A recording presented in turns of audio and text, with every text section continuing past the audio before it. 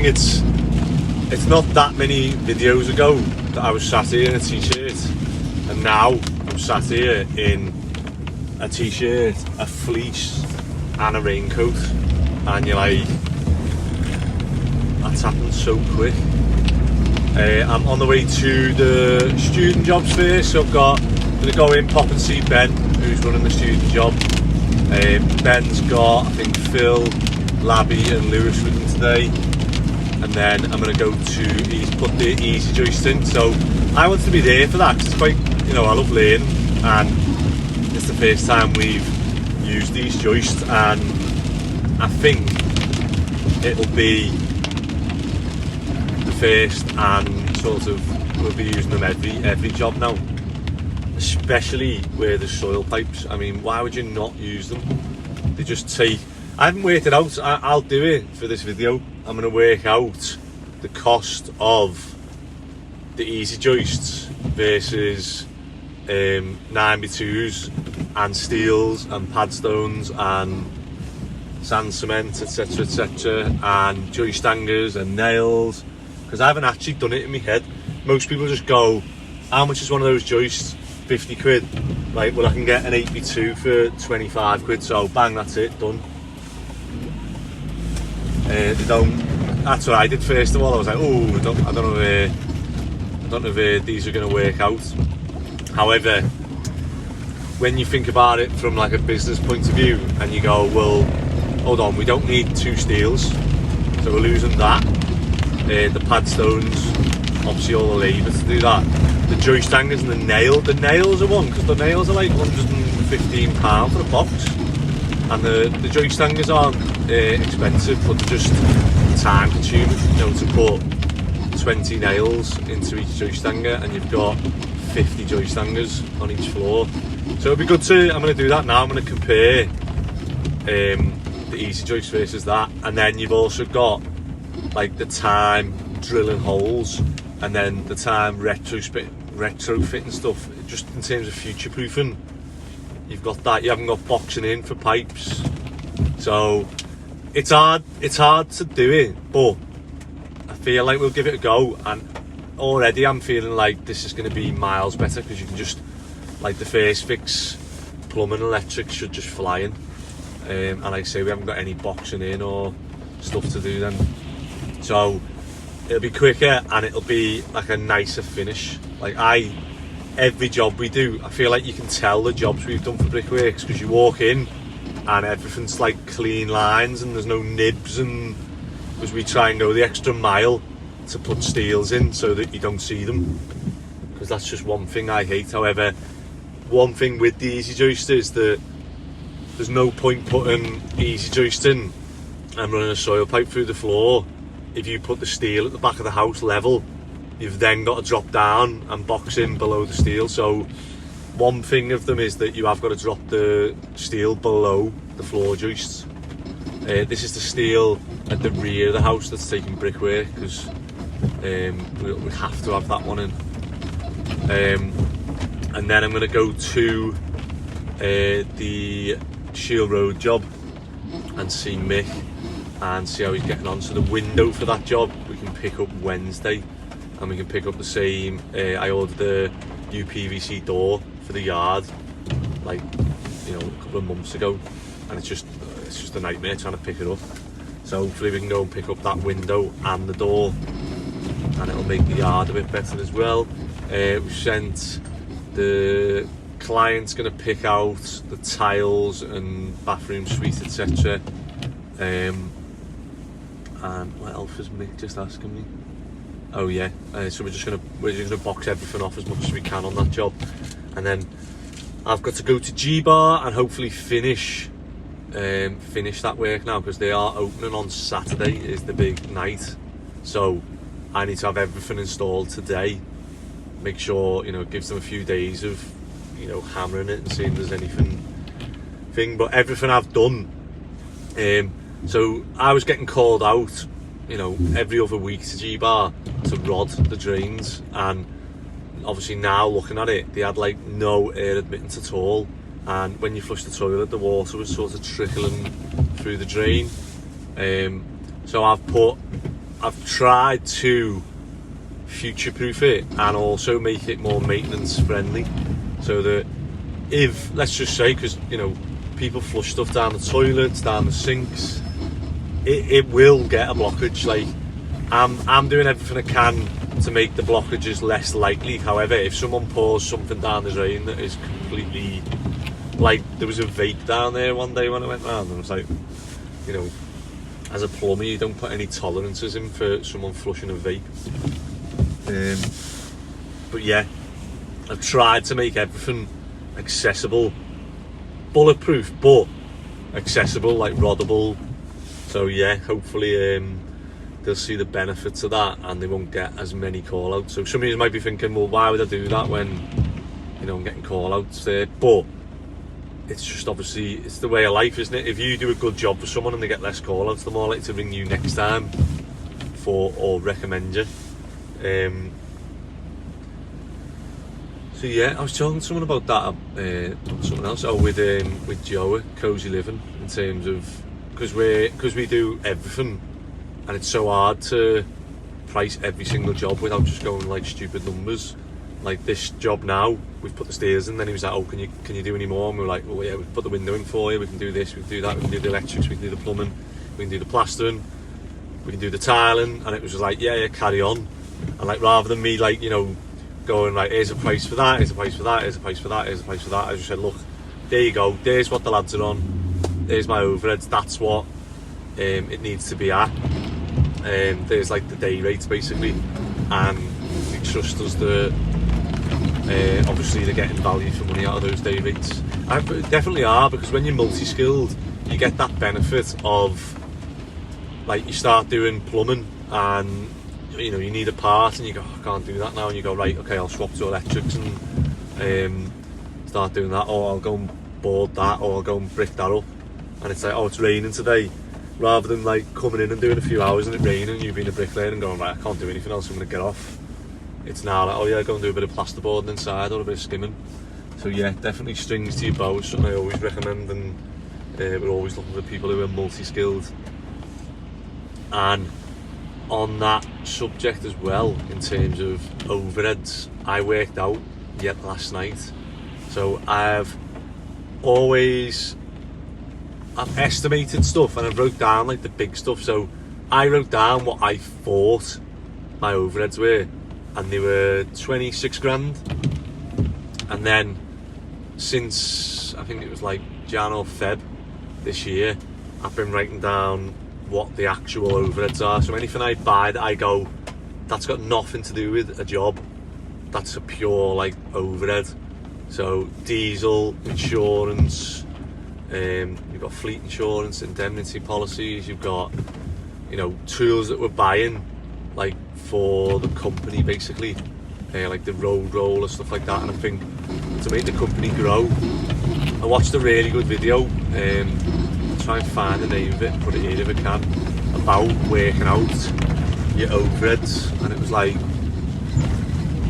it was showing what you do. And one thing that I never did, which he did, which made sense, was he put his wage in, that he, like, his wage that he wants to earn. Because I've had this where I only charge people for the hours I do on their job.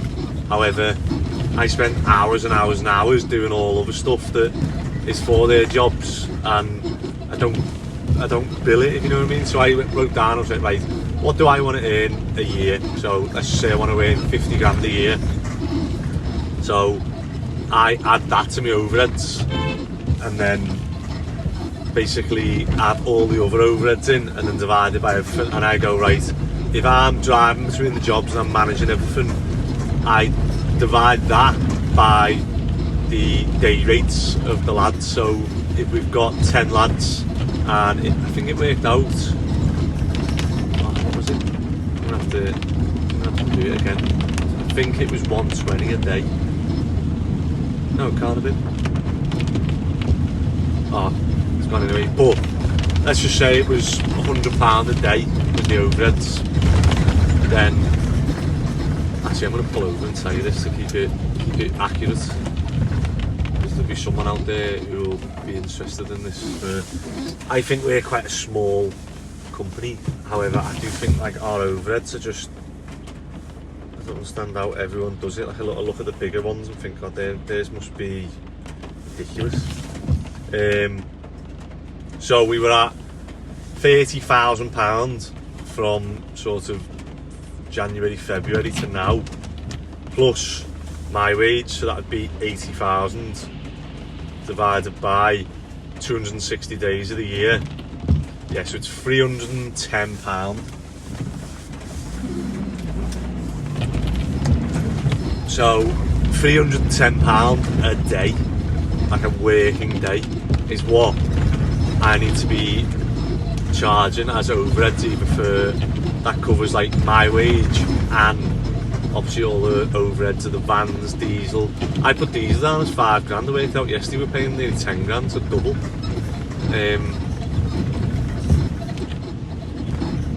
So yeah, if we've got 10 lads in, say, I need to add £30 onto each lad to cover, that wouldn't even cover it.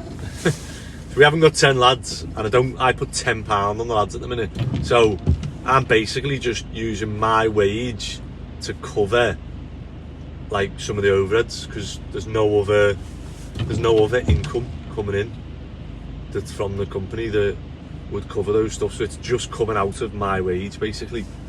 So yeah, I either need to put my wage up, or I divide it by the lads, so that the days I'm driving around, it's hard to put that onto a job. But yeah, £310 a day is to like break even and cover my wage and the overheads.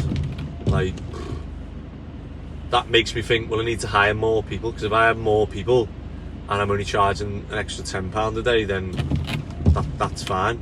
But I don't know, maybe that is normal, maybe putting £30 labour on top of each worker you've got.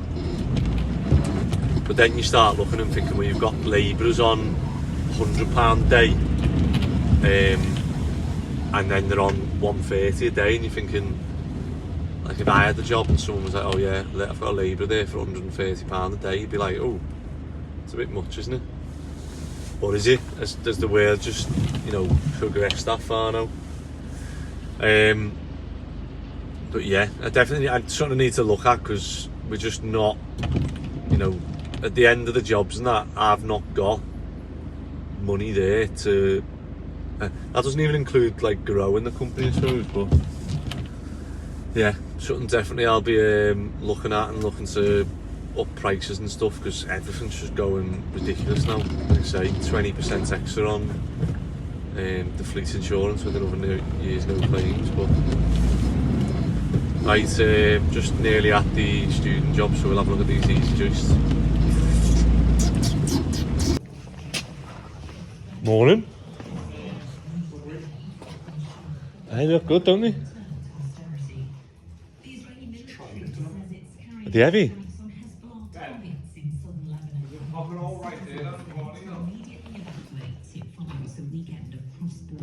It's about the same weight as a steel. That one is? Yep. Oh, is that a double? Yeah. Oh, sharp, isn't it? It's good the way they all come in, isn't it? Use that one as well, yeah. They might just get another one that's almost in the middle of that. Did the joist hanger come on it already? You got to put them on. On top of them too.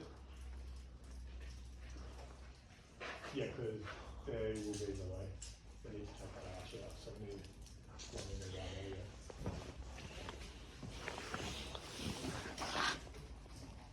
Mad, isn't it? The what? They're way too heavy. You'd think they'd be lighter, wouldn't you? Some of them were at least a 3-man lift, and that was pushing it. Sorry, I didn't see you last week helping us. No, I don't know about it. I had some issues to deal with. Well, shut your cake hole then. No. You've never been the strongest, have you, Ben? You'd think they'd be lighter, wouldn't you? I suppose that's good. Good that Got one? I read, somewhere I read it. sure it said like. Oh, there you go.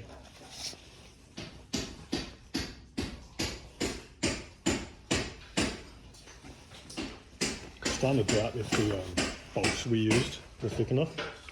Securing it into the wall. How's that? So you're gonna do the joists whilst Phil and Labby do the needles and take that brickwork out. So you're gonna take all that brickwork out, or you're gonna take one side, get the steels in, brick up, then take the other?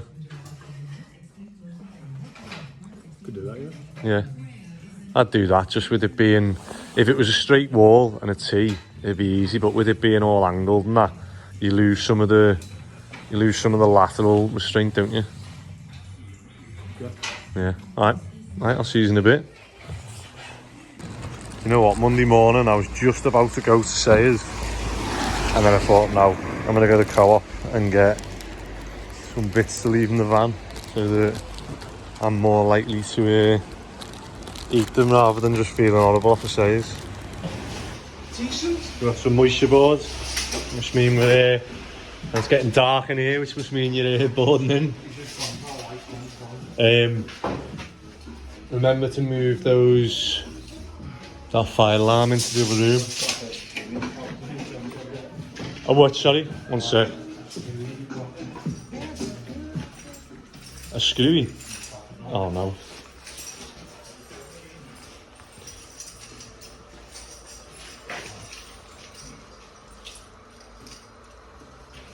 What are we going to do with that then?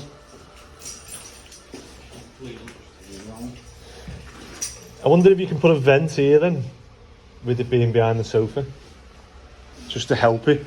I mean, it can't hurt putting it in, you know what I mean?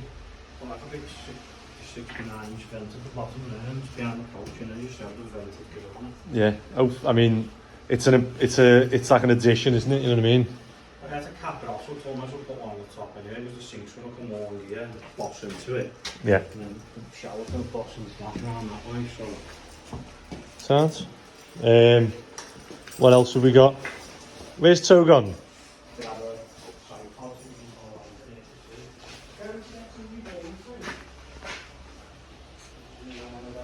And we've got that wall down at the back.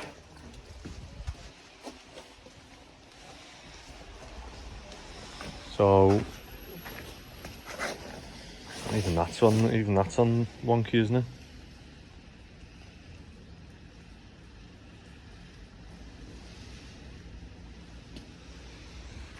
It's hard, isn't it? Like, how far do you go? I'm going to start putting new footings in. Yeah, need to get this bricked up as soon as, because we've got till Wednesday till that window comes. Let's get that sorted as well.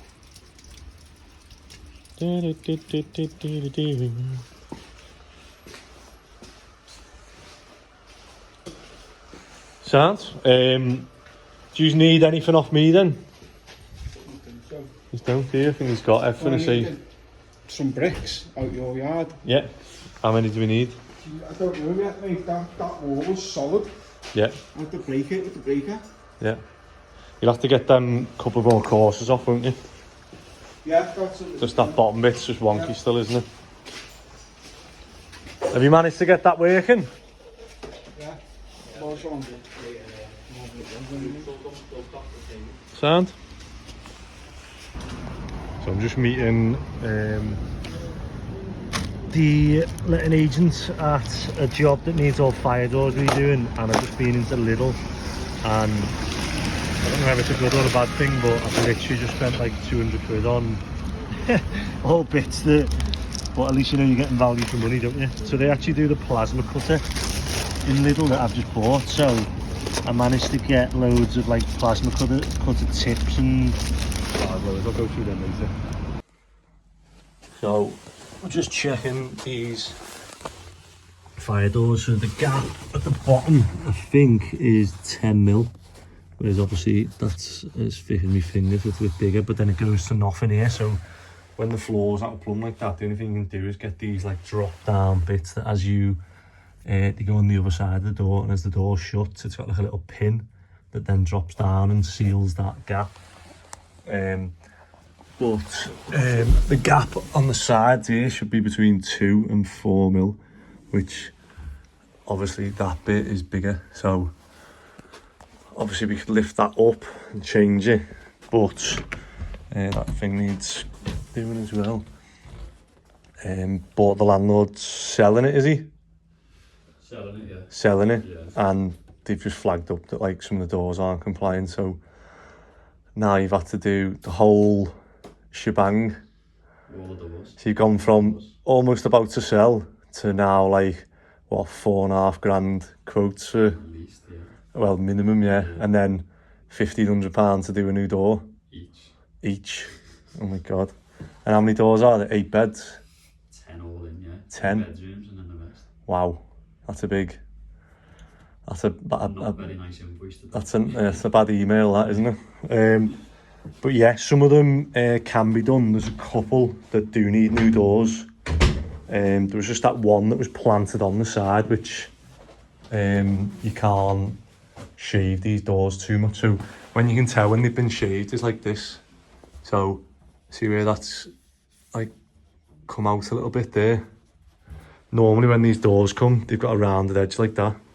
So normally when we do it, you'll like do it with a file as well, so it all looks the same. But yeah, so I'll get Scott in tomorrow and see how he gets on. Oh my god, this weather. So we're lucky that we have tool station and Screwfix so close in the Erskine estate. I'm just on the way to G-Bar now. I've just picked up traps, all sorts, yeah, and hopefully the plan is, so I've just been to see the other student one, the Cozy Living are managing, and yeah, I feel like they've been maybe slightly hard done by, but some of the doors of like the councils are really clamping down on these fire doors now. I think because obviously the companies give those strict regulations that they have to be 2 to 4 mil. When you think of fitting a door, 2 to 4 mil is, you know, it's tight, isn't it? When you fit a fire door all the way around, to have a 2 mil gap all the way around it, to have a fire seal and the door closer on it that it perfectly shuts. And then fast forward 5 years and you have to constantly maintain those gaps. So what's happened in there, what I think's happened is they have the heating on full blast. I just went in and I was down to a t-shirt after like 2 minutes because it was absolutely roasting. And the, what the hell was that doing? And they just have the heating on full blast, and what's happened is the frame, so I'm wondering whether the frames are made out of like C16 or like types of wood, and they've like warped, so the gaps have just gone slightly bigger. However, I've watched videos of these fire seals expanding, and they expand like, you know, 5-6 times what the actual size of them are. So you know, in a fire, those doors would be absolutely sound. Like I was walking around with Joe then, just chatting about it, saying you go into some of the ones we Brickworks buy and we do up. Like we go in and people have just moved out of the house, and we go in and go, wow, this is proper unsafe, and that's obviously the reason why Brickworks are buying the houses, because the landlords just thought, you know, I'll be money out of these, I'm going to sell them now. That one I've just been in is like, you know, a year or two old, and it looks absolutely spot on in terms of the finish and stuff like that. It's just that some of the doors are warped. There's one door that's been cut, and then they've actually stapled a planter on, which, you know, I don't know every single reg, but I don't think you're allowed to do that. I know when we get the doors, they give you a certain millimetres that you're allowed to cut off. One thing we're going to start doing, and when I have the yard, maybe it's something that I can offer, is the pre-made doors. So you get a fire frame with a door, ironmongery on it, fitted, painted white, fire seals on, door closer on it, like whatever you want, and that comes and you just fit that in and you know that it's all millimetre perfect. I think that's the best way of doing it now, and then you haven't got to faff around with, because we used to fit them, the door frames, and then you'd plasterboard, and obviously the joiners doing the door frames, they wouldn't know. They'd measure it with a tape, whatever, and then, like, you know, 3 months later they'd come back and fit the doors. They wouldn't have a clue whether that are doing it. Always you come in and you'd shaving. I know there's going to be people out there going, well, I do mine, they're absolutely perfect and they never twist and they never move, and it's like, you know, that's amazing, you're obviously very skilled at your job, but just inexperience, there's always bits that, you know, need shaving doing. And some of the issues with the floors, so when you've got a brand new fire door frame, if we bought a pre-hung one, we come fit it in, and as you swing it out, when you close it, one side's got a 5mm gap, the other side's got a 12mm, or so it's got 1mm gap and a 12mm gap. You cannot move that door down because you've got 1mm of clearance, whereas the other side has got 12mm, which is over the regs. So then you have to go for one of these closures where the floor's not level, or you'd have to then pull all the carpets up and start trying to level floors. So yeah, it is a bit tricky. One of my mates does fire doors, who used to play footy with. That's his only job, is to go around and make sure that's. So I'll give him a ring actually. Billy. Right, I'm nearly at G-Bar. I'm probably going to go and get me lunch now, and then obviously I'll clock in and do it. So this time I've been to Screwfix, get me lunch, and then I come in and they should get solid few hours out of me. I'm hoping this will be done. This has got to be done today. I don't want to come back. I'm sick of it driving around a one-way system in town, and I'm sure they're desperate for it to be done, and I need to get paid because I'm skint. This is one of the invoices that I've just been like going and going and going, and obviously when it's done I'll invoice them for it. But yeah, let's go in and see. In my head I've only got to do the traps, the toilets, connect the urinal up, and the sinks, and it's done. But yeah, sounds easy, doesn't it? That's a nice reds there, Helen W.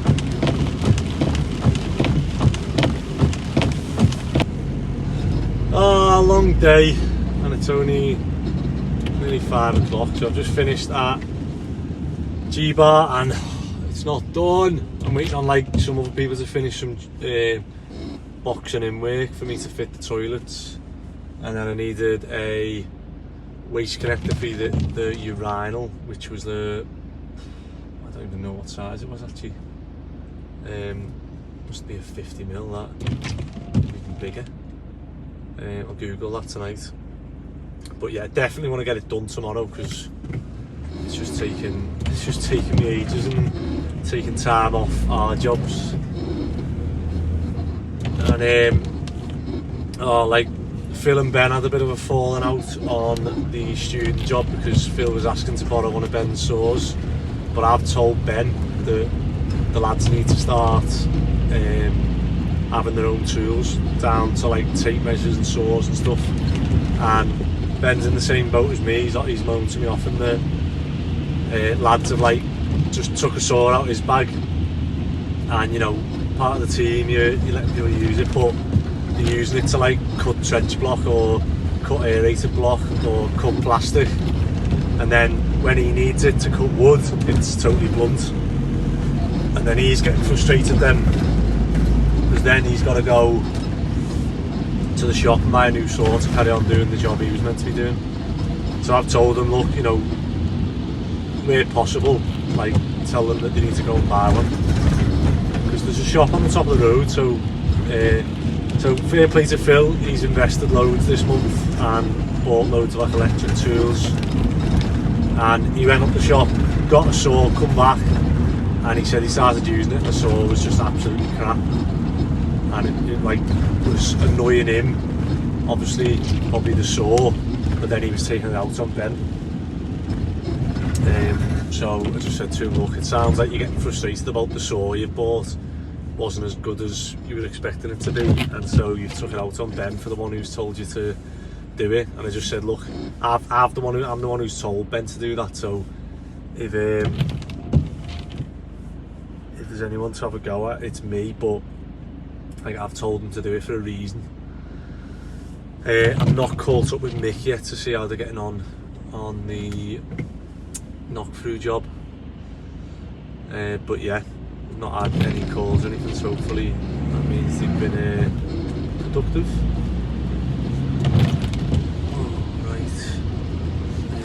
Let's go again. Right, that is it for...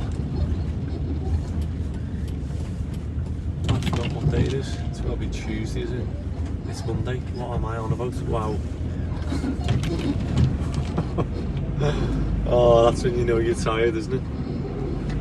Right, I'm just going to McDonald's to get a burger before I go to football because I won't have time to cook. I think I had 2 or 3 bananas today, and then at one point I need to run the toilet, so I don't know, obviously I've ate bananas or a diet a laxative if you eat too many of them. So you just have to be careful, don't eat too many bananas, yeah. Right, I'm going to get something to eat and then have footy tonight.